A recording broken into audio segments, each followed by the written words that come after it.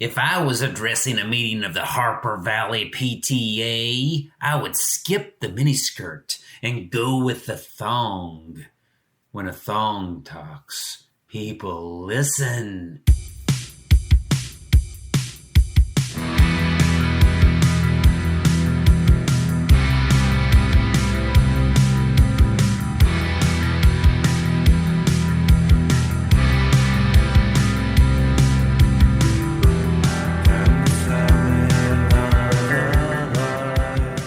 Greetings, fellow Earth babies. Yep, that's what you are. Don't be ashamed of it. You're little Earth babies, just like me. And I want you to wear that moniker with pride the same way I do. I'm Jimmy James S. Butler, and I'm going to be your host for about the next hour or so. Oh boy. The recording of this episode was fraught with problems. I was operating on only a few hours of sleep and what I will call allergy brain. I had a microphone cord that went kaput, and so I couldn't use my good microphone, and I had to use my earbuds microphone, which made me sound like I was in a cave with my voice echoing. There's not a lot of artwork on the walls of my podcast room yet. I'm working on that. And so it was very echoey and didn't sound good at all to me. I tried to clean it up the best I could, and hopefully it will be somewhat audible to you all without causing blood to leak out of your ears.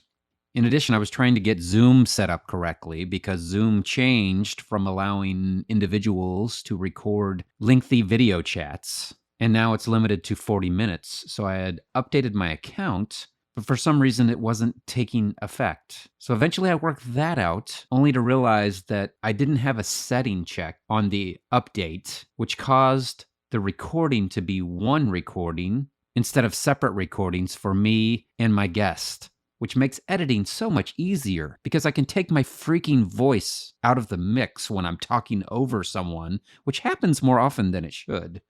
And then I was having internet issues, so I lost connection a couple of times, so it's very glitchy, which if I would have had separate vocals, probably wouldn't have been nearly as big of a deal. But I didn't have separate vocals, and there were other problems as well, which I won't go into. At any rate, I still feel like there was so much there that's worth hearing that I got it all cleaned up and edited, and I present it now to you. So without further ado, here is my conversation with Chris Taylor. It was a real treat for me to be able to chat with him, so I thank him so much for taking the time to do this. Here we go. And now, our feature presentation. Hello. Hello. Hi. Yeah. Oh my goodness. Thank you. Cheers. Yes. How are you? I'm doing well. I'm doing okay. It's been a rough day, actually, Yeah. but I'm doing all right. And you must have been scurrying around as well. Yeah. I've had today's one of those days where I'm in the middle of two exciting things, but yet taxing. And one of those is I have a month-long art show here in town at Nice. the Blue Star Arts Complex, and so that's kind of taken a lot of time. And then I leave in 2 days for the Dripping Springs Songwriters Festival, which is about an hour, almost 2 hours away from San Antonio. So yeah, so and you know how Hectic. trying to take care of like normal life stuff, and you're like, Yeah, well, gotta, thanks for taking some time out. this is my favorite part of the day. So this is great. I appreciate. In my mind, I've dubbed you the James Brown of the San Antonio art and indie music scene. The hardest working. Oh my god, I was wondering where you're going with this. I was like, this is I gotta pretty. be weird about it. So, but I love that. yeah, man, I guess part of it is love and part of it is because you have to, right? You're making a living. So, Yeah, yeah. There's no in this chosen avenue of lifestyle, there's no retirement plan, there's no health yeah. benefits, there's none of that stuff. So yeah, but at the same time, I do really love to do it, but it can be quite the tightrope between passion and, oh my God, that frantic, how am I going to pay the electric, whatever, whatever it is. Yeah, when I talked to Steve Hindalong, he said it was kind of like rowing your boat out into a lake, and there you are. I mean, you have like a lifelong career doing this. It's like, what else can I do? And he said sometimes he'll lay awake at night thinking, okay, is there something else I could do? That's that frantic feeling that you're talking about, I think. But Yeah, doesn't get any easier the older we get. Oh my goodness. yeah, but I sure appreciate the avenue you've taken, and Thank you so much. so do many others. I don't want to take up a lot of your time because I know how busy you are, but so That's there's okay. no way in hell that we could possibly cover everything that you've done musically and with your art. Of course, I got introduced to you in the Love Coma days, the early days. Yeah, And so if it's okay, I'd like to take like a stroll down memory lane a little bit. sure. Um, Yeah, okay. I'm for anything you want to talk about, All right, great. I'm You may or may not have heard any of the episodes. As busy as you are, I would understand if you hadn't heard anything. But the podcast is it's post punk heartstrings, right? And you did the artwork for it. yeah, I've told a few people it's kind of a misnomer because it's not just about like post punk music. It's about that sort of mindset of creativity, thinking outside the box, being transparent and open, with yourself and sharing and stuff like that. So hopefully I'll be able to pull a little bit of openness out of you. I tend to follow people who are kind of open and transparent anyway. So it's usually pretty easy with these discussions. yeah. But yeah, and of course I followed you for years and had this weird geek fan one-sided relationship. which I'm which will kind of become evident as I continue talking. So I wanted to start with how I discovered Love Coma and sure. you. I've always had this kind of weird serendipitous relationship to the band and you, particularly in the early days. Okay, so I went to Southwest Baptist University, which is in near Springfield, Missouri. Okay, so I had a roommate that was from San Antonio, and I was always looking for music that was not the norm. I mean, I was raised in a real the Christian culture. And so I was always looking for music that was not the norm. So, of course, I latched on to bands like Daniel Amos and Michael Knott and the 77s, Hmm. okay, and bands like that because they were like, not that normal like Whiteheart or Petra or whatever. There was more creativity I felt and more deep like sort of expression. And so I was always looking for new music. And in those days, it was pretty much, catalogs from True Tunes or Harvest Syndicate or wherever you might get, or CCM even, right? CCM magazine. And so we took a trip to San Antonio on spring break to visit his family. And I had another friend of mine with us too. And we went to a bookstore, and I want to say it was called, you could probably correct this. I want to say it was called Shepherd's Connection. Was Shepherd that a shop. bookstore? Shepherd's Yeah, Shop. That yeah. was it. And then you go downstairs, Yes. and that's what Yes. it was, and that was the inner court.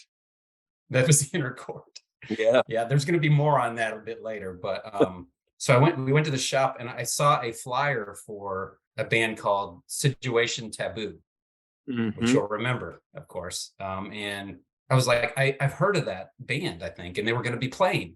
And I was like, so I tried to convince both my friends. I can only convince one to go. They were playing at a club called Pazoots. yeah.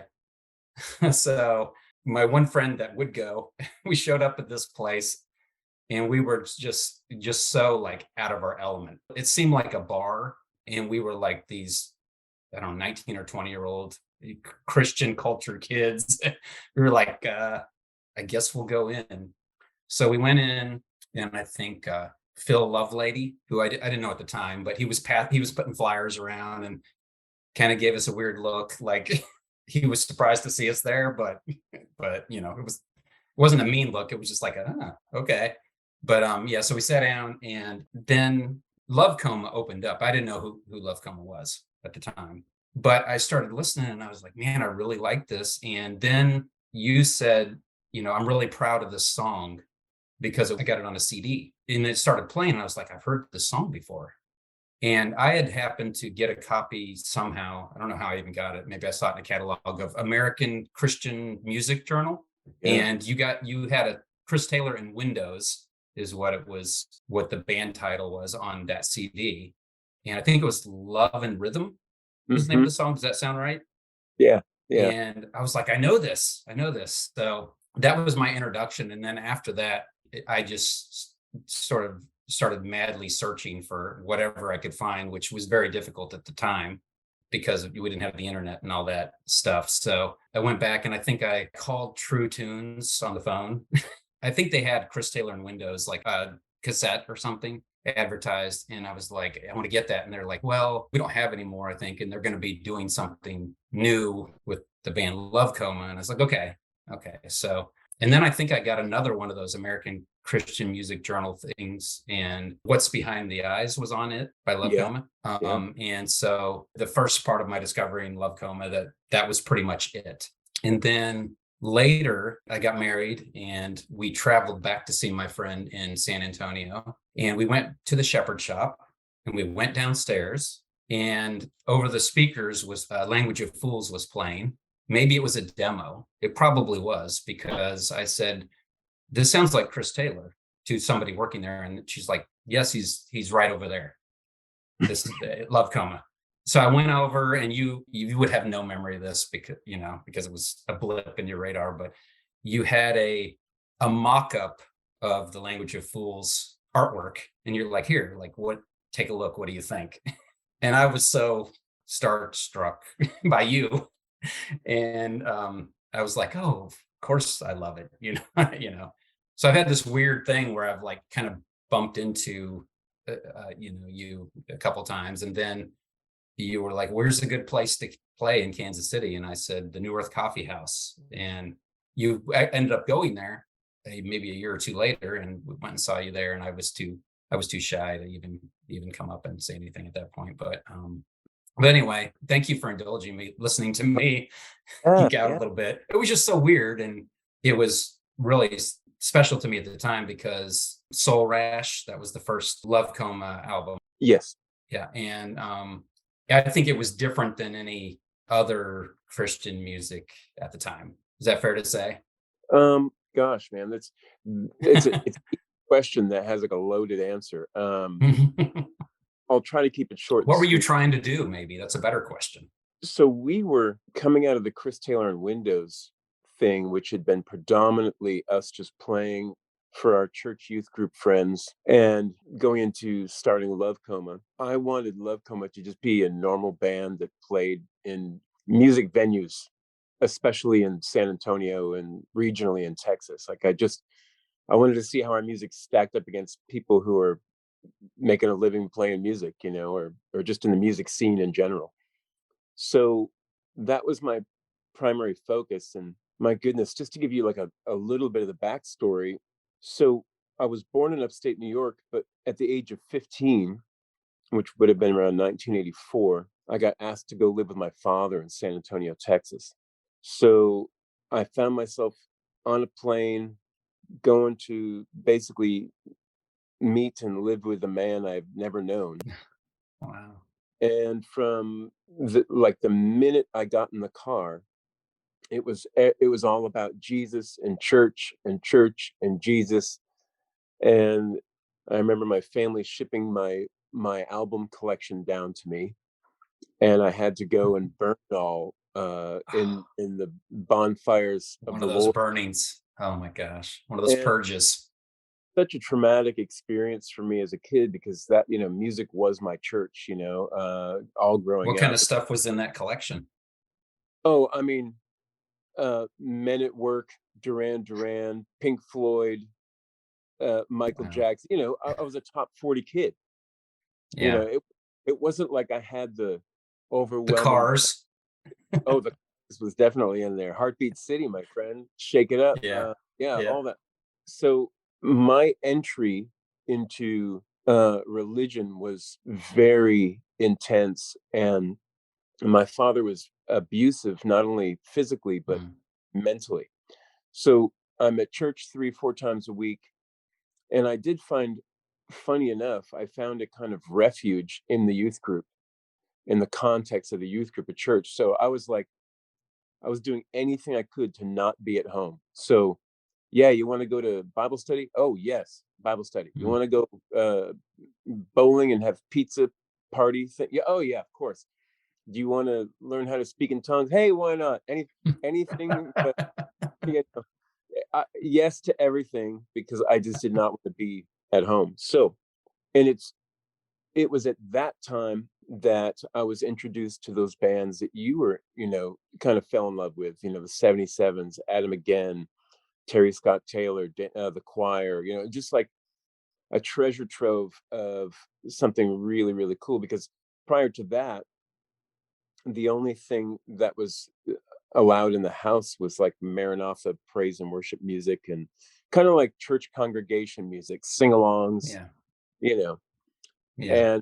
And when you're listening to Another Brick in the Wall for years, and all of a sudden you're just left with church sing Wow. with some sort of weird thing that happens in your head, and I'm sure that Wow.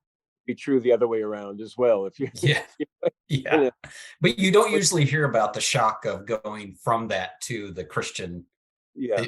Maranatha singers and stuff like that. So when I started writing, now it's taken me almost 53 years of life to realize this. Okay. So what I'm sharing with you now is like almost like a revelation to me. It's just taken me a lot longer than your average musician, singer songwriter to figure out. But when I started writing music, I started writing it as a way to as a like a form of therapy, or as a form of like, I need to make sense of my life because I don't understand what's going on, you know? I went from playing Yeah. ball with my friends, on the weekends, to just this weird church life where it was normal to everybody else, but it was just so strange to me. So my songs reflected that. My songs had a lot of spirituality in them, but they also had a lot of questions. And I wasn't smart enough to know how to write really sweet pop songs that everyone would love. I was just, I was picking, I was learning how to play the guitar. So I was just real scrappy. I still am a really rugged, rough and tumble guitar player. All I do is like beat the thing into submission. So hopefully a song will come out. That's my Yeah. idea of guitar player. But so lyrically speaking, I was trying to manage the chaos in my head and in my spirit and try to put it onto a record. So by the time Soul Rash came out, it was like, all right, I know there's some things about this church thing that I really, really loved. And there was so much of it that was like, I want nothing to do with, but I'm a young kid. I'm still under my father's roof, and I'm got to do what I'm told. And it was just it's so crazy and stressful. So Love Coma was just my way of escaping. I wanted to escape into music rooms, and I wanted to, like, all I cared about, like most bands, they want the sex, drugs, rock and roll. And I was like, I just want to get on a stage. I don't care where it is. I want to plug in. I want to play these songs, because that moment on stage for me was like this sort of cathartic experience. Like I could exercise my own personal demons, or I could invite in hopefully the joy and that spirit that happens when you give something out and an audience receives it and gives it back to you. It's like this unspoken thing. It's not even about applause. It's nothing like that. It's about like them resonating with a song or a piece of music and you feeling it, and it's unspoken and you just know it's happening. It's just like a Mm. kind of Wow. a miracle. So Yeah. if there was any drug I was addicted to, that was the drug. And it doesn't always happen. You get up the next night and you play, and you there's no guarantee you're going to have that same thing, unless you have, you know dozens or hundreds or thousands of people that your music is the soundtrack to their life or something. That's different. But Yeah. when you're a band nobody knows about, and you set up and you're like, here, you know I never thought that way. I just told myself everyone's here to see me. I'm gonna pretend like they're all here for me, and then you just go for it. Play like there's a Yeah. fool in the room or something. But so that's what we were trying to do, and that's what I was trying to do. I can't speak for everybody in the band. I'm sure the other guys were just like, let's just play. I just want to play. But I had all of this weird mental and spiritual baggage along with it too. Like it was way more than just rocking out, you know, on any given Yeah. week. Do you remember the Club Pazoots show? I do, and I actually on cassette tape, I have that show was taped, and it's on a cassette. Chris? And I don't Oh my know gosh. any good. I don't know if it's still, after all these years, if it's not all warped and warbled. I have no idea, but I do have that show. I remember a lot of weird fan stuff about that show. Mhm. I remember I think you had a new guitar. I think your friend might have bought it for you or given it to you maybe for your birthday. And you were like, this is the first time I'm playing my guitar. I got this, whatever, or I got it as a gift or whatever. First time I'm using the whammy bar. Oh my And god! and I think you kept referring to, because Situation Taboo played after you, and I think you kept saying like, trust me, there's something to see. So, and they were like he was like all over the place, like Yeah, yeah. kind of breakdancing, industrial dancing or whatever. But anyway, I think you mentioned to me when I had mentioned I'd been at this show to you, like via Facebook message, that it almost got canceled. The owner of the club was really upset with us because he thought all of a sudden this was some sort of Christian show, and he was very. I mean, for people who are tuning into this, you have to realize like this was like the walls were painted black. It was artwork on the walls that was like glowing, like neon glow in the dark, and it was, it smelled of, beer and urine, broken Yeah. hearts. You know what I mean? So Right. so it was anything but your typical club. And I remember the owner uh was this really intense tattooed dude, and Mm. he came to me before our sound check and was like ready to pull the plug, and I said, look, we're not what you're picturing in your head right Yeah. now. I said there are people who love us, and they happen to be from the church, and what they know is a more religious version of music. But I said, that's not really what we're about. I said, let me just go play a song for you. We'll sound check with this song. And if you think, we're crap, then just, the show's over. It's like we won't even, but just let us play a song. So during sound check, I can't remember which song it was, but we did a performance for this one guy, and I was like, oh my gosh, we got to prove ourselves now to a club. And afterwards he was like, all right, you guys are good. All right, fine. And I've seen that dude a few times, not anytime recently, but I remember, even a few years had passed, and we were at a grocery store, and he came up to me and he was like, hey. I'm like, and it was just like, it was a really cool moment, and one that, obviously I have not forgotten about that either. And Kazoots always will kind of stay with me because it was such a wild and random evening, and it turned into something really, really great, when it was all said and done. Take a walk with me down this lonely road. Stop and pick a flower, gaze into its face. Stop and pick a flower, do not be ashamed.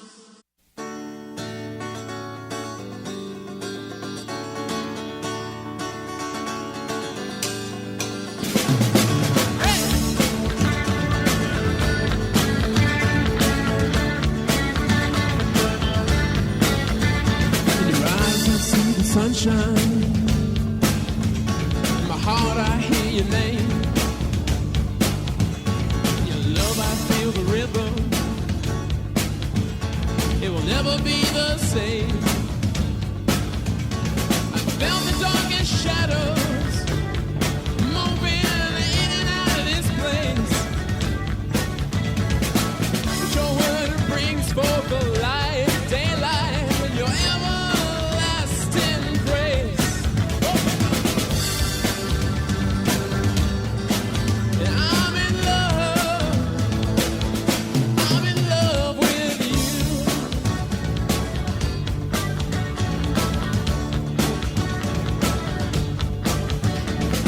Take a walk with me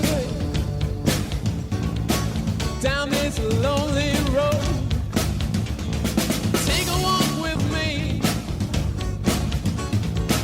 down this lonely road. Stop and pick a flower, gaze into its face. Stop and pick a flower, yeah. Do not be ashamed. 'Cause I'm in love with you. Hey. Here we go now.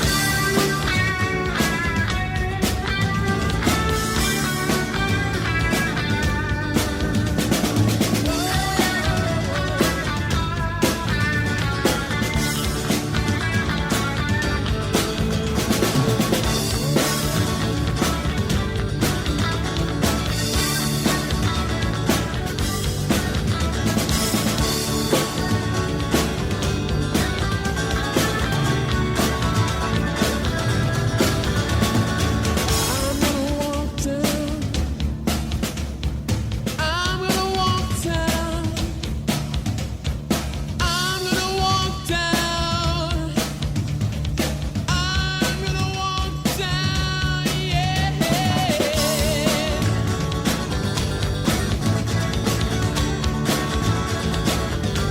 I'm in love with you, yeah.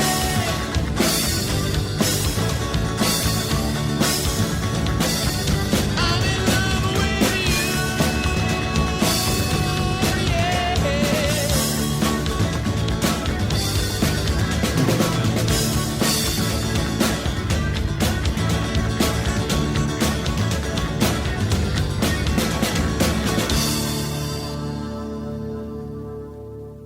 You just heard Chris Taylor and Windows playing Love and Rhythm.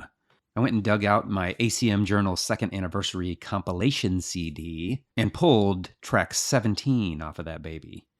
It was Chris Taylor and Windows, Love and Rhythm, placed between number 16, Elam Hall, Terry and the Pirates, and number 18, Jeff Mann, For God's Sake. I have a feeling this is the only place you're going to hear Love and Rhythm. I know it's out there on some cassettes that Chris Taylor and Windows made, but I'm not sure that anyone else has actually put it online anywhere. If it is there, I think it's going to be a hard one to find, so I'm offering it to you. Now on with the show.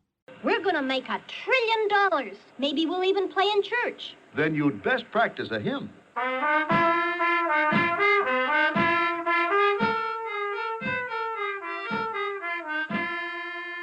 That number's over. At the time, were you playing mostly, churches and things like that? We wanted to do both, but we're not really mostly churches because we really loved playing on the same bill as a lot of other local San Antonio bands and Texas bands. There's something about, especially back in the 90s, I was full of insecurities, and there was something about going to the gig and finding out, like, okay, you're band 3 in a 4 or 5 band lineup, and you're walking in thinking you're pretty good, and all of a sudden you see these other bands and they're just like so intense and so like they've got so much power in their music, and you're like, oh my God, like we don't belong. Like, oh, we got kinds of songs, because that will do it to you. You can't go in with these nice whimsical songs. There's just no way to pull it off in those kind of situations. But anyway, so there was a lot of that kind of stuff, but for a while we did both. We thought, like, hey, we could do both, because it's really about lyrical content, and there it is. But pretty soon, just to get a church gig, it's like we had to go through all these hoops. There was always somebody in the church leadership that either didn't think we had enough Jesuses in our music, or we didn't speak obvious about all the obvious Christian things. So there's that. And then there was the, go up there and play for 30 minutes, and the pastor will come up and do a big thing. And then whatever, depending on what church it was, the pastor's moment could last quite a long time. And it just sucked all the energy out of what I was doing, Yeah. And then I realized, oh yeah, the churches, they have their own vision. So Yeah. the only reason that they want us there is because they see us as a tool and only a tool. So here's Yeah. the hammer, and the hammer is this band, and we're just going to bam, bam, bam. Mhm. And Yeah. I'm like, I don't want to be used by church. I just don't want to be used by anybody, really. But Yeah. I was not interested in that. I wanted to go and play, an hour or 2 hours of my own music, and that was it. I don't want to Yeah. have all the other stuff lumped in with it. So it was just getting kind of more harder and harder to find those kind of venues. We're talking about the 90s here too, and grunge was king, and we were playing a music scene that was very intense, lots of inner rage and angst going on in the music. And so we would show up to these places, and the scene that music attracted was really intense. So hence the reason I grew my hair out 2 feet and wore a shadow. And I was like, well, I need protection against this element, because Yeah. I'm just a nice, you know, I thought of myself as like, hey, I'm just a nice guy and I love to laugh and hang out and have friends, but I didn't drink and I didn't even smoke. I didn't, there's nothing about me that would be cool. And so I was like, I need something to protect me against all of this intense element coming to the doors. Hmm. And so you dye your hair blue, black, and wear eyeshadow and all this flail about on stage. And all of a sudden, no one knows what, like, freaks are freaked out by you. Yeah. And church people are like, what the hell? Like everybody's runs off, like scatters, and you don't know, no one knows what to make of you. But I would rather have that than feeling like, because I was so insecure and felt like I didn't measure up to anybody. I felt like all the bands were better than me, and I wasn't a very good singer. And I had all this inner turmoil. I'm like, I can't put myself out there without Mhm. some sort of shield. Yeah. Yeah. Persona, sort of. Yeah, I Not the figured, Fly, Lou but Reed did it and David Bowie did it, and in Bono. yeah, yeah, I yeah, don't know if he needed to or not, but yeah. Who knows? but he did it. The Flat Earth Artist. Can you talk about that a little bit? Because that was around that same time frame. Yeah, And can you talk about like what that was and how that came about and kind of what the yes. mindset was? So if my memory serves me, which most of the time it doesn't, but I think it's something like this. There were several bands and artists in and around San Antonio area that were all sort of trying to make a name for themselves and having a really hard time doing it on their own. And myself and Phil Lovelady of Situation Taboo and our good friend Paul Supaze, who Paul was and still is one of my closest friends and a genius. As well as being a musician, he's also a visual artist. And we were all talking about, like, how do we make it? And he brought up the idea of starting a collective where maybe we reach out and ask if we want to join together, join forces, and so we did that. And it's a really hard thing to do, is convince people to kind of come alongside and help give each other a leg up. But at that time, it just seemed to work. And so what we did is we took Situation Taboo, Love Coma, Mercy Steele, Sixpence on the Richer when it was just a 4-song demo. Okay. Mhm. And Paul Supase, I'm sure there was a few others, Shara Lovelady, who is this amazing photographer. And Paul came up with this great logo. We called ourselves Flat Earth Artist as sort of a tongue-in-cheek joke, but it was like such a great logo. We thought, man, this is really cool. We took out a few ads in different magazines way before the internet was around. We bought some ads in different magazines. I think True Tunes was one of them. And all of a sudden, we got attention.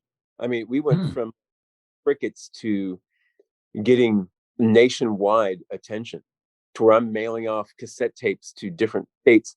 And it was so wonderful and strange that really that's all it took. Nothing has changed. We're still very isolated and oblivious kids just trying to get the next gig, really.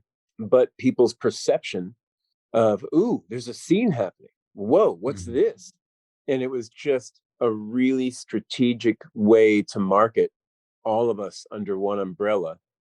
And we all did, all the musicians and artists in that collective really did admire and appreciate each other. So that's what made it really genuine.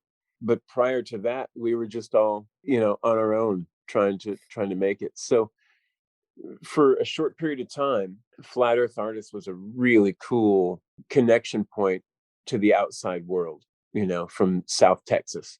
Yeah. Did that relate at all to the ACM journal stuff? How did you end up on the ACM journal compilations? With deepest apologies to the people behind it all, I have absolutely no memory of how I. That's okay. Yeah, absolutely no memory of it. And Well, I think Sixpence was on one of them. yeah, there's a lot of bands that we would go on to meet at either Cornerstone Festival or And maybe what's they were just seeking out, maybe they heard about the flat earth artist. I don't know. yeah, Yeah. it could have been something as simple as that. I'm just, my memory on some things is so, even last week, if you were to say, hey, what were you Wednesday of last week, I could not tell you. I'd have to go back in and try to do some research on that. But Yeah. yeah, like I just know I was super excited to be a part of it, because I remember even back that first initial cassette with Chris Taylor and Windows, those songs were super scrappy, and I think we forgot to tune our guitars, but yet there was still a kind of charm about that first cassette. It was, the heart and soul was definitely there. It was that was not lacking for sure. But I remember thinking to myself, it feels so weird to hear myself in between these two other artists, and you think their Yeah. production is so much better than mine.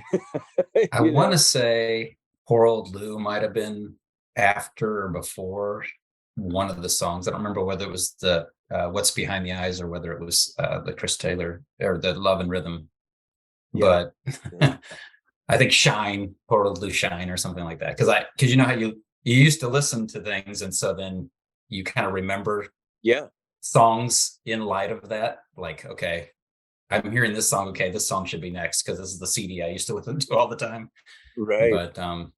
But yeah, when I was researching for just to talk to you, I found what I didn't realize there was a whole bunch of, well, I say a whole bunch. There was 3 or 4 Chris Taylor and Windows different little cassette demos with, and I think you had little art sketches on them. I would hand make every cassette cover for anybody who ordered one. So each cassette Wow. cover was, Oh, so it was kind of unique yeah. to whoever bought it. Wow. Pretty impressive. So when did your art start? Like when did you start doing the doodles? Was that pretty young? Was it after your move to Texas? Did it coincide with the music? No, it was as far back as I can remember living. I remember drawing or just marking, putting something down on a piece of paper or whatever. I just graduated from crayons and magic markers, to Yeah. paintbrushes and that kind of thing. But I've done that my whole life. And it just seemed like, especially in the 90s, I kind of started to fuse the two together. I'd start buying, canvases and paints and taking them on the road with me, and I'd start Mhm. selling paintings at the Yeah, show. when I saw you guys at the North Coffee House, you had some of your paintings there, I believe, for sale, and they were like a lot more, I would say, a lot more basic than what you're doing now. So you've definitely honed that craft and progressed quite a bit as far as like they were really good, but they were definitely a lot more basic, like with the designs and stuff like that. And Yeah, what you yeah, do now is very like fleshed out and like a lot of colors and a lot there. But I do remember like little canvases hanging up for sale at the merch table, and I thought that was really cool, of course, because nobody else had stuff like that. We're doing stuff like yeah. that, but I wasn't even aware enough to know if there was a cool factor about it. I just decided, well, this is something else I can do. This is something else I can offer. And I wasn't thinking my art is so good that people would want to buy it, but I thought, well, why not give it a shot? Same with my music. I didn't think it was like, I mean, it made me feel great, but I don't know, I couldn't tell you, these days kids make music in their bedroom and are their own producers, and it's sounds a million times better than I could have ever created back in the early days when I was starting out. And that's pretty cool, you know. That's, to me, is like, man, times have changed in a big way when it comes to people and the access to tools, to all the tools. They can have their own workstation right at the, at their fingertips, But yeah, I was just trying to find any way and every way I could to create something. Most of the time I'd be painting stuff in the van on the way to the gig, Mm. uh, as opposed to sitting down at an easel and meticulously creating something. But Right. but yeah, I'm always trying to, especially after a few months or a year of doing a certain kind of artistic style, I try to break off from that and go, okay, it's almost like going to school. Like, what can I learn, and how can I incorporate a new thing in my work? And like, even now, I think just this past week I've put out the first of what will be many in my San Antonio series, which I've never had any interest in painting locations. I always Yeah. thought people can buy a photograph, or there's hundreds of other amazing artists that can create that. I was off into my own little weird trippy stuff. And now I'm just so, because it starts with my photography. So I'll go and I'll take a picture of a location, and then I'll go and paint that, and go, all right, create a piece of art from that, and that's exciting to me now. So I'm like, oh, okay, I don't have to worry about people's faces anymore. Let's just, I love the faces. yeah, I love them, but I'm ready to, like, I've done it my whole life, and I'm Yeah. like, okay, Yeah. I'm ready to try something different. Yeah. So, I mean, just listening to you, so it sounds like you're very much art for art's sake is like your primary drive. Is that true? Like, have you heard that term, art for art's sake? Yeah, Is yeah. like, that's your driver. And so it's like you talked about catharsis in your music and stuff like that. And I think that's the purest place to be in art, is art for art's sake. Obviously you have to put it out there for people, to support yourself. But would you say that's true? That's your Uh, focus, or? I guess so. I don't even really think about it like that. I think it goes back to more where, if I'm not creating something, then I'm left with, how would I even describe this?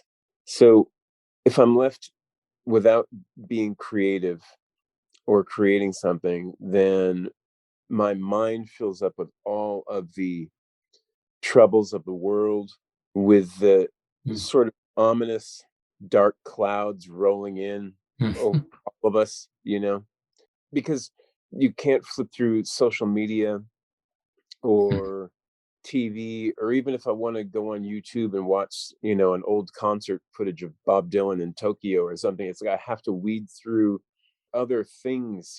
I've been told this by more than one person in my life, that I feel things too much. And Yeah. and sometimes I wish I could build up a callus to the world, even if it's just my immediate world around me. But if I watch a movie that's really intense, or scary or whatever, like, I'm in it. Like, I put myself in. I know it's just actors and TV cameras, Yeah, no, I you know, understand it. Yeah. or when I watch an interview and it's political, whether it's pundits or whatever, just talking heads, and they're all going at each other. I'm just like, this is what it's reduced down to, is that, like, like, I can't take it anymore, and my heart just melts. Yeah. Or when I hear about, the war in Ukraine, I read up about it, I'm just like, like, all these things, it just, it literally, it's like pulls the life out of me in different ways. And so what I've chosen to do is spend as much time as I possibly can creating stuff. And some of that intensity within me gets let out in the creative process through the art or through the music. And it helps me stay healthy and be centered within myself, because if I'm not centered and I have all of the world's chaos in my head, then it's not good. I'm not in a good place. So it's art for my sake, and I just could care less about what anybody else thinks about that. For me, like Yeah. people want to judge Yeah. me for just like, I don't want to be a tool for anybody. It goes back to that. I don't think that Mhm. what I'm doing should have any other impact than to create it, because when you create something, whether it's a piece of music or a piece of visual art, and then you put it into the world, it's open to everybody's opinion. So somebody could hear a song and be like, this is complete and utter crap. I hate this. Or they could just listen to the first few seconds of it and go, does nothing. And it doesn't even give it any thought. My biggest pieces of artwork are reduced down to the size of your thumb now. And if I put it out there, everybody's only seeing a small square that they can totally, even though there's a life force and an energy in the music and in the visual art, people can swipe by it and not even pay attention. Or somebody can say, you know what? I gotta have this. I would love to have this hanging up in my house, because they feel connected to it. And so none of those things have anything to do with me. My job is just to be obedient to the art, whether it's music or visual art. And if it has any power, it's not my power. If the song has any power to it, it has nothing to do with me other than I was obedient in creating it. If the visual art has any connection, it has nothing to do with me other than the fact that, yes, I was quiet enough and still enough to paint it and create it and go, okay, it's done. But I'm not going to take any credit for that. So, it's just I think the mystery and the mystical thing behind it all. That's what's so exciting for me. I want to be a part of that mysterious thing. I don't want to know all the answers. Like one day, Yeah. maybe That but takes right, the mystery out, I guess, or the cosmic part out. yeah. I mean, think about it.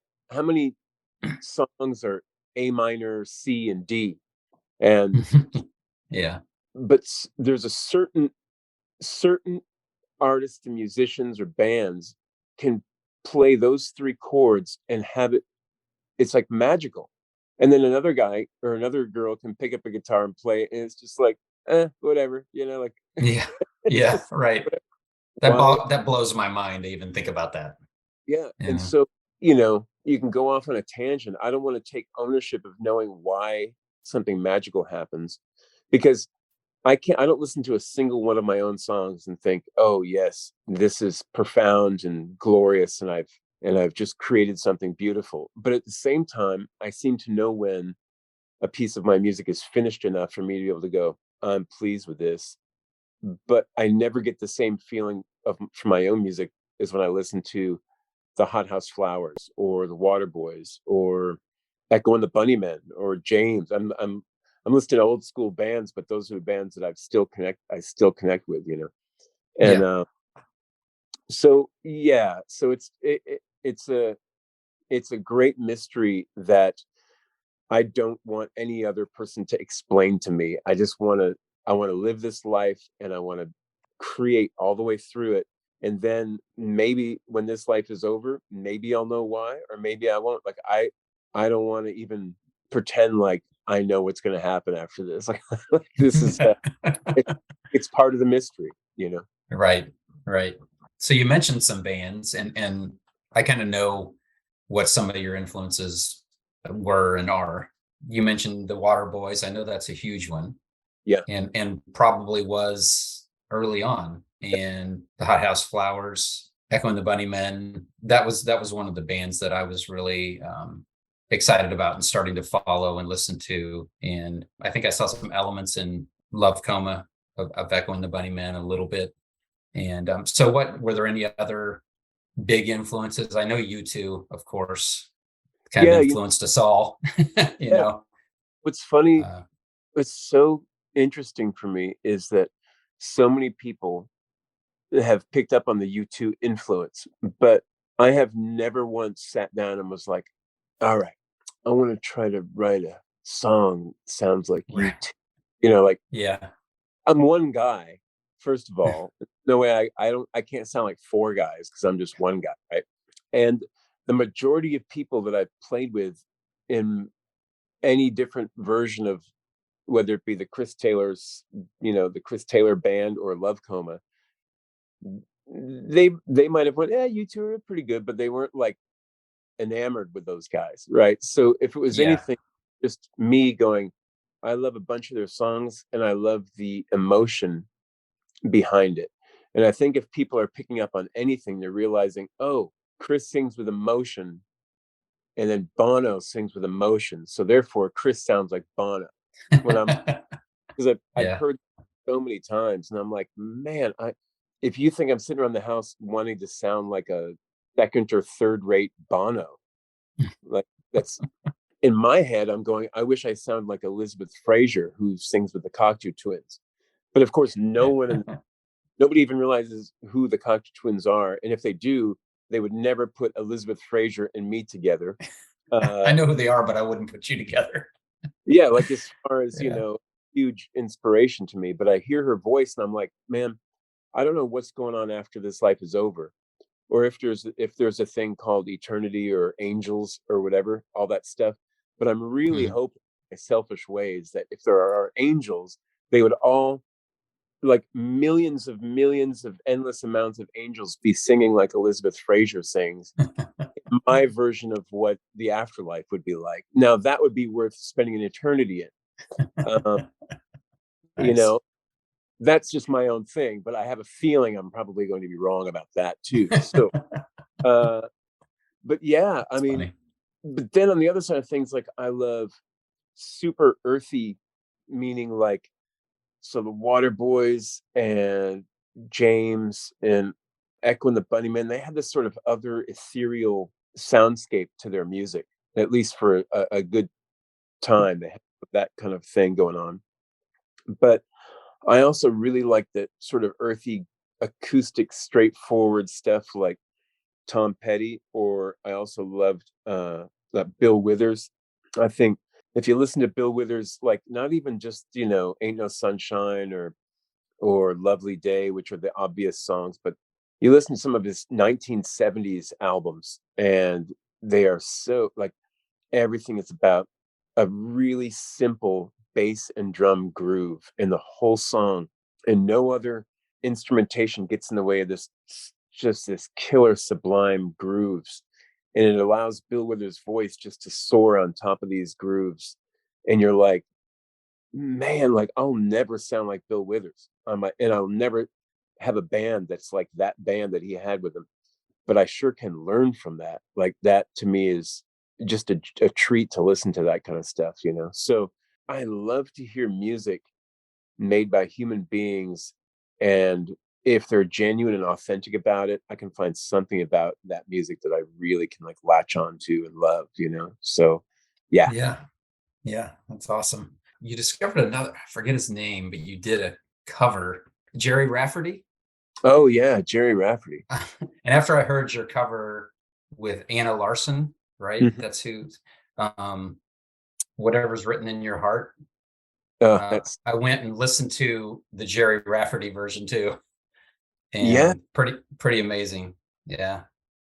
that guy has written, there's about 30 songs of his that I have a playlist of just those songs, and I'm sure I'd never all even heard of him until then, until I yeah, saw what you posted. But just one of those guys. And you might have heard that song, what is it? Clouds to the left of me, jokers to the oh right, yeah, we're stuck in the middle. middle with yeah, yeah. Of course, I've That's heard that. Yeah, he's in a band, and that band, he made that song with that. yeah, Why all of a sudden this band is escaping my memory.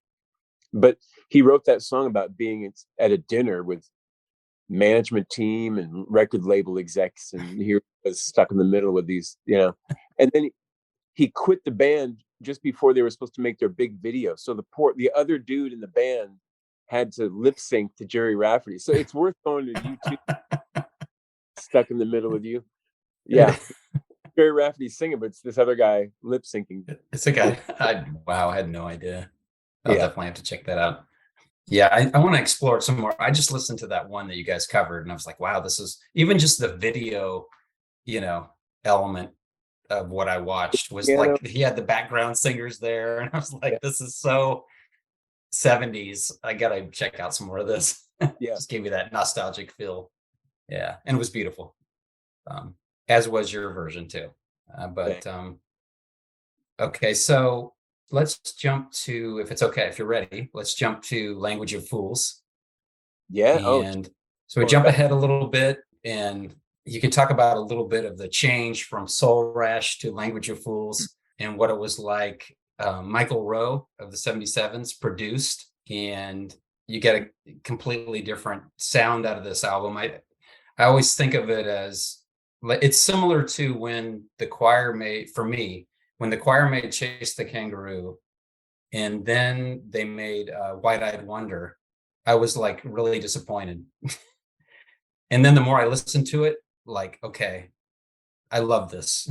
And that was what I went through with Soul Rash, then into Language of Fools. And I've always been like, I just kind of tend toward like very raw, like almost demo like performances. Mm-hmm. So I tend to gravitate towards that. And I think Soul Rash was much more demo-y. Yeah. So what was it like that transition and working with Michael Rowe? The biggest transition was Matt had to leave the band because Sixpence got too popular. Yeah. So here's a guy that I thought was going to be the cornerstone, the bedrock of our band. Matt created these sonic tapestries that no other guitar player in Texas could create. Like, I didn't know anyone could create like him, and still don't. That is still is one of the greatest. He's more than a guitar player. I think Matt is. He's instinctive. When he first hears a song, it's almost like he knows exactly what to play without having anybody to kind of point him in a direction or tell him what they're looking for. It's time for a little bit of Matt Slocum's All Space and Flying Guitars.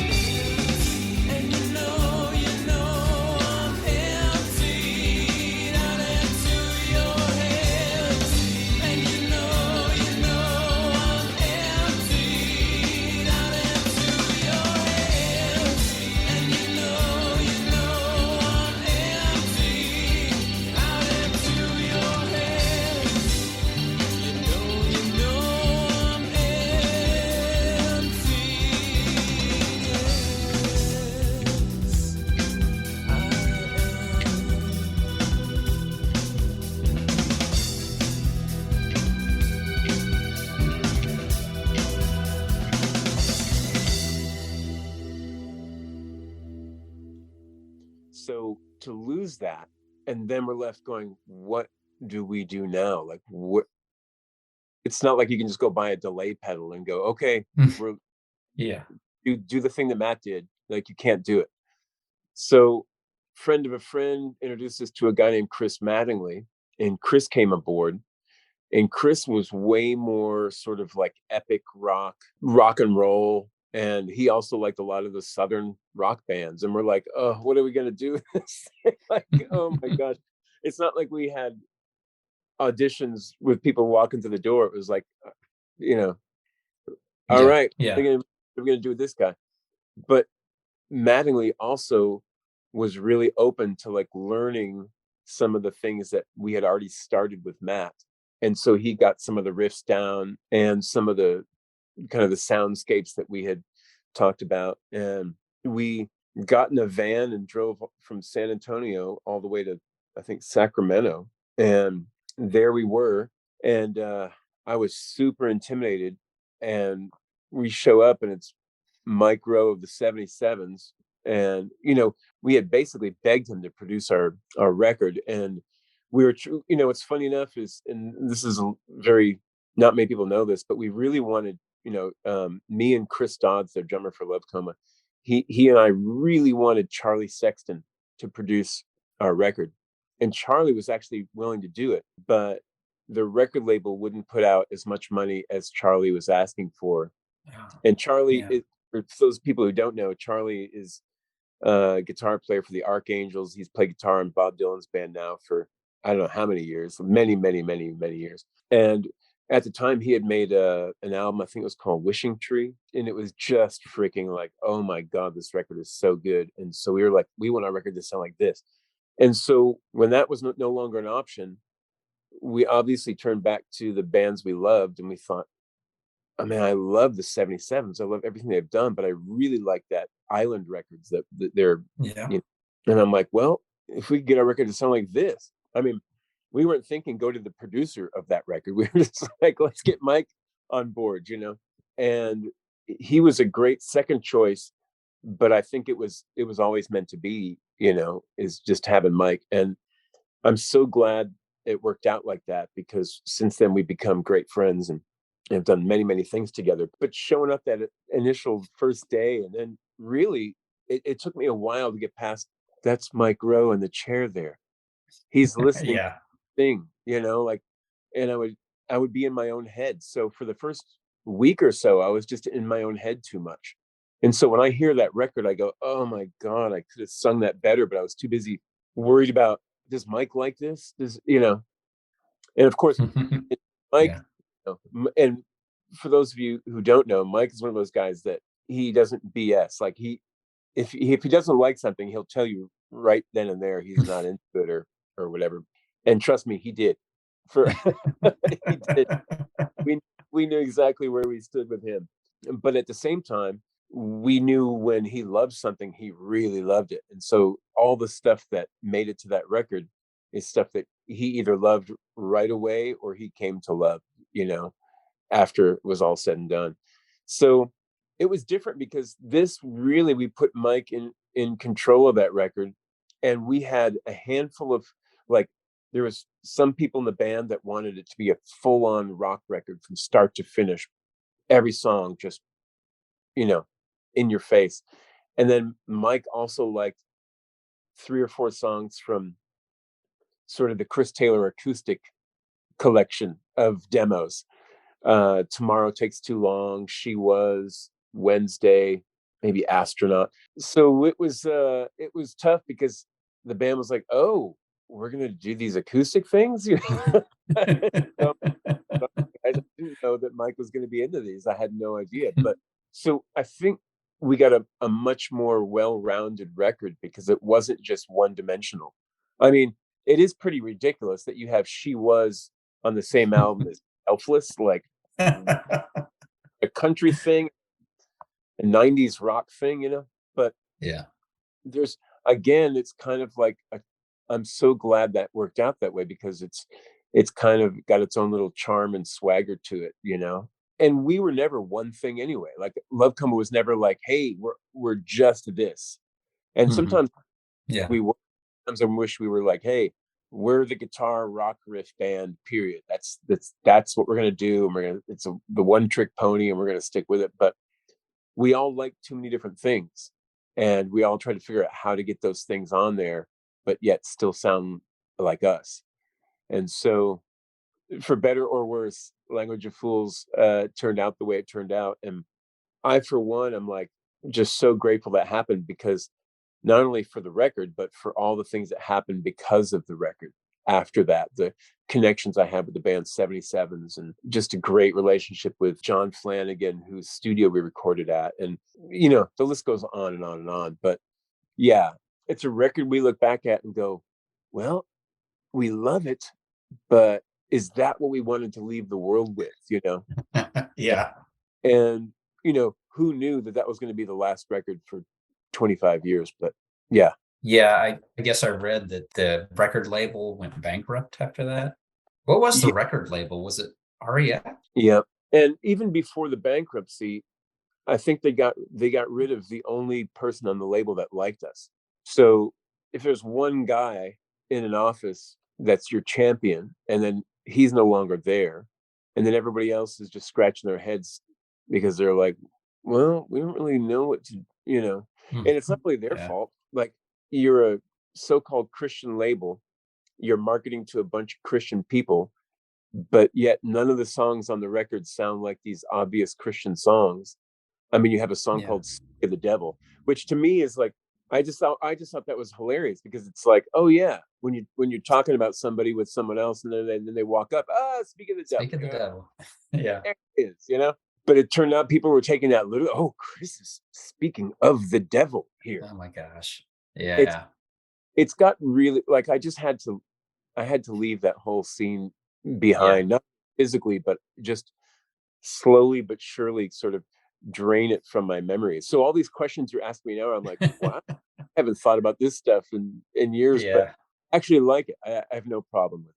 It It's seems fun. like a recurring story of what you're kind of just talking about, of label issues in the Christian market, and the material not being acceptable, or not knowing what to do with, the quick, like, you're here one day and like the next day you could just be, Yeah. there could be a change in management or whatever and you're gone.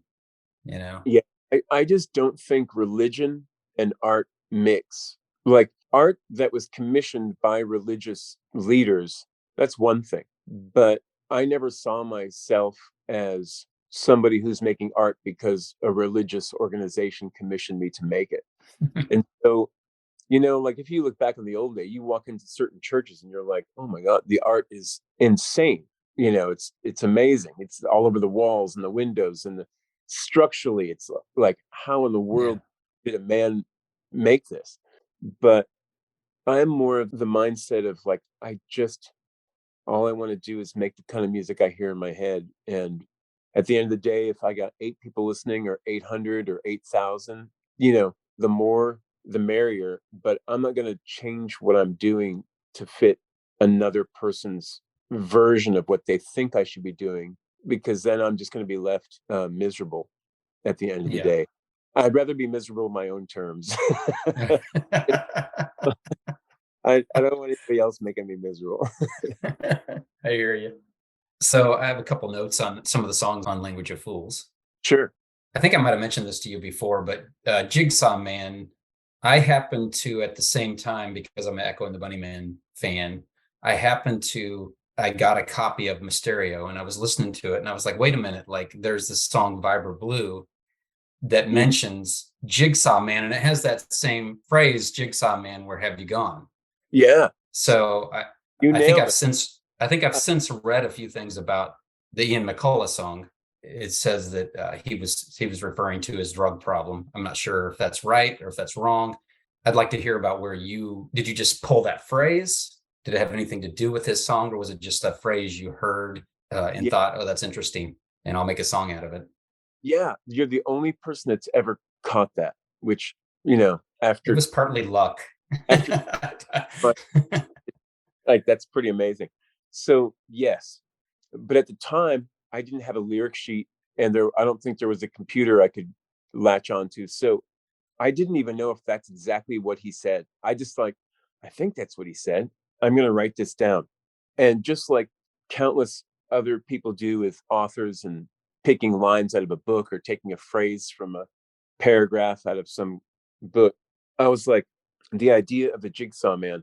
And I sort of just took it from there because I think the rest of the song is he's singing in French or something like Yeah, there's a lot of it's Spanglish. Spanglish. That's There what you they go. call it. It's like a mixture. Yeah. Yeah. So I took that one phrase and decided I'm going to take off and write a whole new song using that thought process. And for me, I was just trying to conjure up the person that would pick up all the missing pieces of my life, that would try to reconnect me to myself when it was all said and done.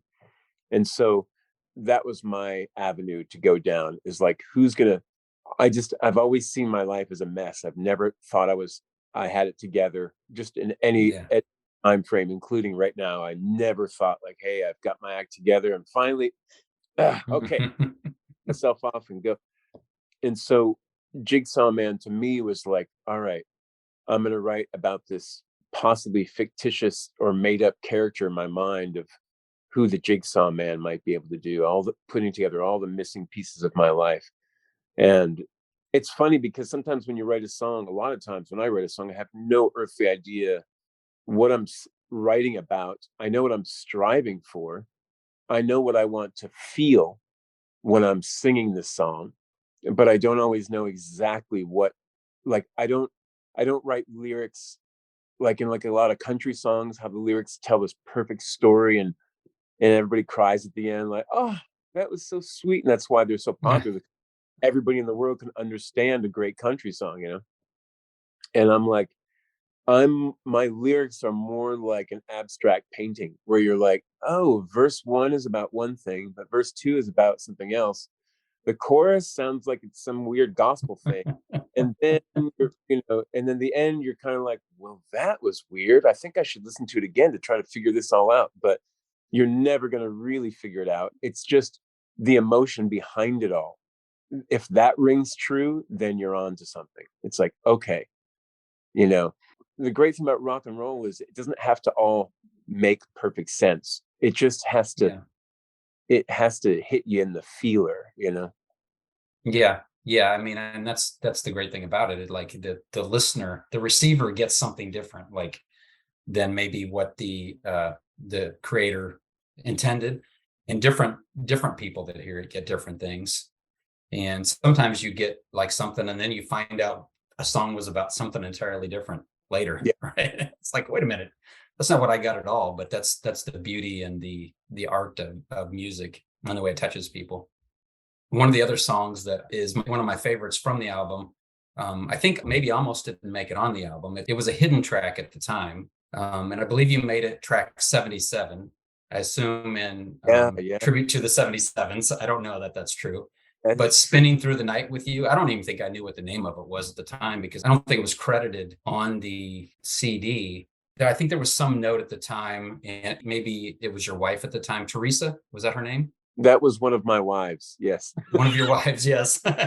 And I think you said Teresa, Daughter of the Wind or something. And I Yeah. was like, okay, that's relates to that song somehow, but I don't think the song was credited otherwise, Yeah. if I Just for remember right. the listeners, I've only had one wife at a time. So Yeah. I don't have a concubine that I'm writing You're not, songs. no Uh, sister wives happening here, people. oh, I can only handle one woman at a time. I Right. can't even handle one woman at a time. That's, Right. Exactly.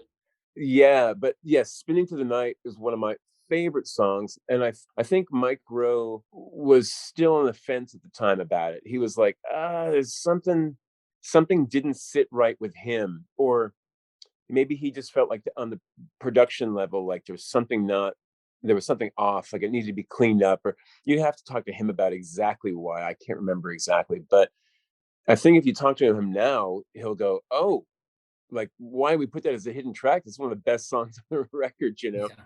And because I had to, if I remember correctly, I was like, I have to put this on the record because I love the way the song made me feel. And I think I was proud of myself too because it had more chord changes than any other song I'd ever written. Yeah. Right. So yeah, I would say this, it does seem to set apart from the other songs, like in Hmm. style and stuff. I was always like and still am a huge fan of the Church, and for Oh some yeah. reason, this song reminded me of the Church. You've had a few songs throughout the years that have reminded me of the Church. One of my favorites was "Gold Afternoon Fix." I don't know if you've heard any of that or if you've heard any of the Church.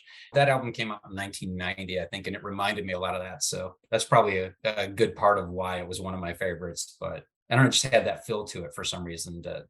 So and then two of my other favorites, which I think are probably pretty common, two favorites are Astronaut and Tomorrow Takes Too Long. What do you hear, like feedback wise? What are the favorite songs you hear from people, like from that album? You know, I know this is gonna sound really, I don't know how it's gonna sound or how it's gonna come off, but I honestly don't talk to people, like everyone in my life now, I feel like doesn't even know about those records. And so it's not like I ever really hear any kind of feedback. Every once in a while somebody will say, "Language of Fools, I love that record," but I won't investigate further why they love it, or what Yeah. specifically do they like about it, Do they like the fact that I'm wearing a mask on the album cover, or Yeah, that what do you call those things where you go to the parties? yeah, The masquerade, the yeah, masquerade type mask, right? yeah. Yeah. So yeah, and that's okay, it's all right. I don't have as many insecurities today as I did back in those days, but it's a pleasure to know that something I did with a group of my friends and someone that I loved and respected in the music business like Michael Rowe still has a life and still kind of lives on. That's like the most anybody could ever ask for as an artist, that whatever money we get or don't get, it comes and goes so quickly. And just for the cost of living. But when somebody's connected to your work, especially something you did when you didn't even know if you barely knew you were doing yourself, I could name songs off that record that make me cringe because I had no business trying to write about it. It's usually like a lyrical thing, like, oh, I That can't. was that was going to be one of my follow-ups. Do you stand by everything lyrically that you wrote on this album? uh, Everything but selfless. That's the one I was going to ask about. Yeah. Yeah, I can't remember what came over me to think that I had any right to talk about it, any of that. Uh, Specifically, especially you look at it in the light of what's going on in the world today, and I'm just like, oh my goodness, man, what was I Yeah. thinking? But even that, I can say it was, the intentions were good. I just think I was severely misinformed by a pastor, which led me to think that, oh, I need to make a statement because the church I'm going to at the time is asking me to kind of be bold in my faith, and this is the Yeah. way I can do it. That's such a great 90s rock and roll riff. I should have put something It's a sweet. great, yeah. Musically, it's a great song. It's kind of, and then for the reasons you just said, it's kind of out of character for what you were trying to do. It sounds like in Yeah, general. I think that was just the last time I ever let any sort of religious, definitely a religious person, somebody involved in the leadership of a church, to kind of dictate or tell me what to write or not to write about. And I was just like, no, this is not going to happen anymore. I'll Yeah, I'll take the blame for anything else, but not for that one song. I'm like, it I hear kills me. you. I do have another question about it, but this one's not, a little easier probably. Now, Steve Scott, is that the Steve Scott? That's the Steve Scott. Oh, there's only a number of people that would understand that question. Is that the Steve Scott? Yeah, yeah. Right. You have to That's have been in that music culture, I think.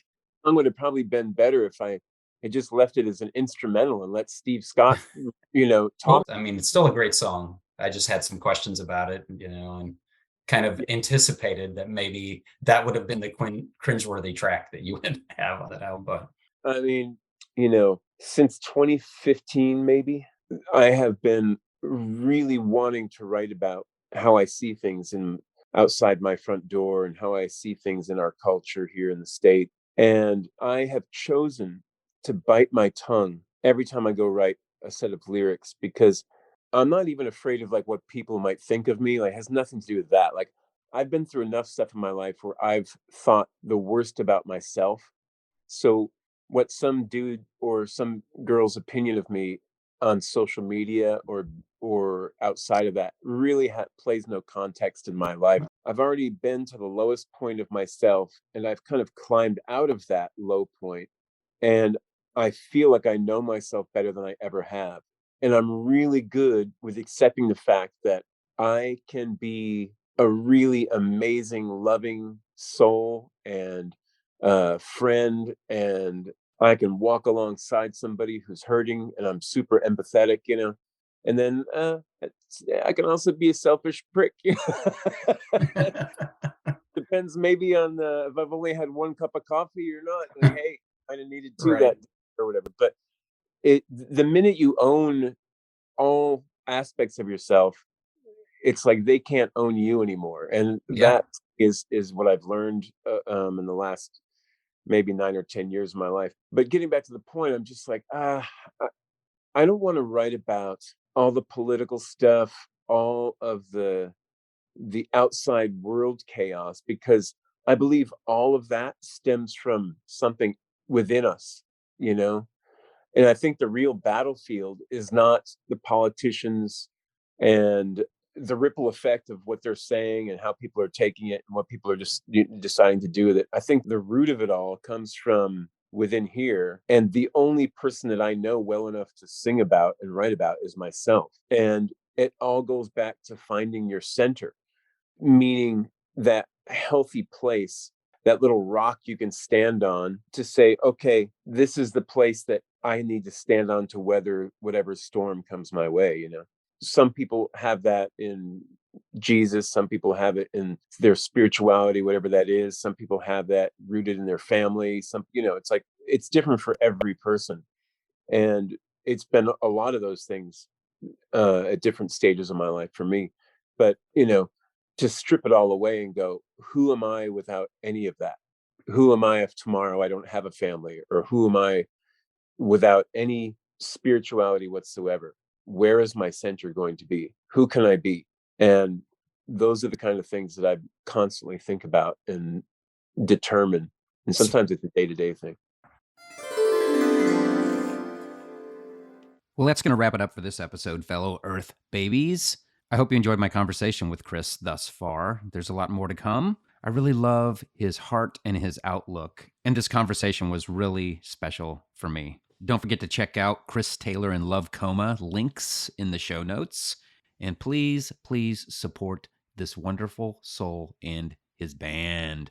I apologize that it's taken me so long to get this episode out. I wanted to get this episode out last week, but one thing led to another. In life, things happened, and I headed out last weekend to Minneapolis for a concert by a little band named Arcade Fire. Maybe you've heard of them. But now I'm back and wrapping it up, and I wanted you all to know that I did a little digging in my box of CDs, and I came up with an extra copy of a Love Coma Soul Rash CD. I thought I had an extra copy of both Soul Rash and Language of Fools, Love Coma's second album, but as I was pulling out my many, many Love Coma and Chris Taylor CDs, all I could find was the extra Soul Rash CD. So I guess what I'm saying is, if anybody would like a Soul Rash CD, let me know. I'm not sure if anybody's still playing CDs. I play them occasionally. I certainly pull songs from them for this podcast. Songs that are out of print and are available nowhere else, or at least are very difficult to find other than my handy dandy CD collection.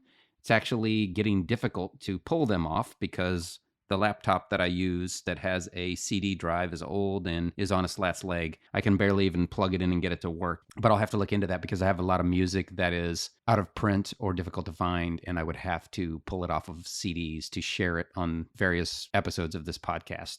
But anyway, let me not ramble anymore. Let me just tell you, hey, if you want this Soul Rash CD, reach out to me.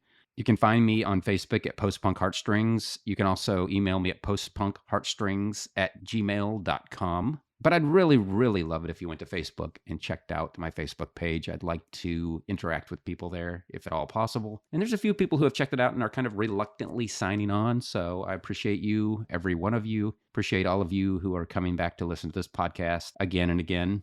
I'm looking forward to preparing the next episode for you. Hopefully that will take me much less time. I do have some editing to do because of the microphone situation that I spoke of earlier. Obviously, I've rectified that situation. I am using my professional mic right now. But there's a lot of good stuff there, and we continue with some lost tracks from Love Coma and move on up into speaking about Chris's artwork and his more recent solo musical work. And it's a conversation that really meant a lot to me, as I mentioned earlier. So I'm going to leave you with a little Love Coma mashup of Hemisphere into Tomorrow Takes Too Long. Peace to you all. I love you. Bye. She sat me on the edge of a window of a dream. Her coat of many colors swirled around in streams.